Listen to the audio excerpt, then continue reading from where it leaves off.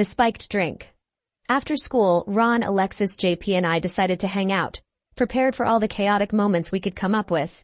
That day had many memorable moments, but one in particular left a lasting message in our minds.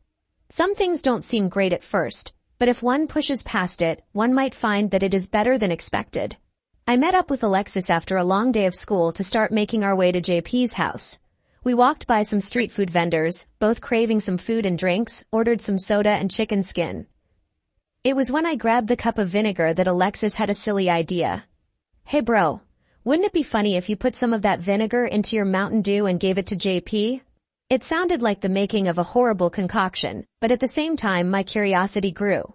After all, I am a big fan of vinegar. I've mixed it with various foods, but a drink? It sounded diabolical. However, it also reminded me of that bartender game I played at Y8 when I was a kid. I drank about half of the soda before pouring some vinegar in, mixing it, and giving it a taste. Doesn't taste any different. Well, that aftertaste is actually not bad. Alexis, try it. No way, you're joking me.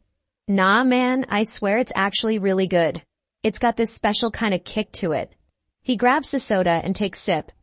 His face showed a confused expression at first, probably thinking if I even poured the vinegar.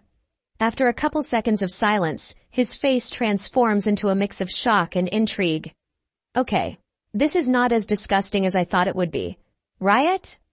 I wouldn't go out of my way to call it good, but that aftertaste is something different. It's sorta like the opposite effect of drinking water after finishing a bag of mangwan, isn't it? Shri, let's save some for Ron and JP. I want to know what they think of it.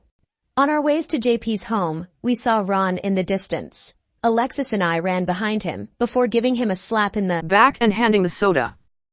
"Yo gamer, you thirsty?" "Not really no, but I am fine with holding this for you." Classic Ron, saying things that suggest he isn't going to take a sip but will drink as much as he can when no one is looking. He has done this countless of times, now should be no different, we just have to wait. After walking ahead for a while, we hear something behind us. What is this? Why is it spicy? Me and Alexis held our laughter. What do you think of it though? Ron took another sip. It's horrible but addicting, I guess.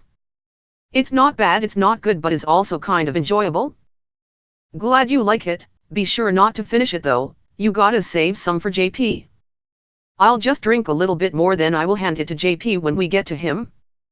After a solid 5 minutes of walking and talking about whatever came up in our minds, we arrived at JP's house. I knocked at the gate as we waited for him to come out. The sound of footsteps grew stronger and the door swung open. "Dudes, shh. You're all here." Yeah, we also got ya a little gift." JP always had a better sense of smell out of all of us. His face after grabbing the drink instantly had a disgusted expression. Looking away, he took another whiff and promptly threw it into the outdoor garbage.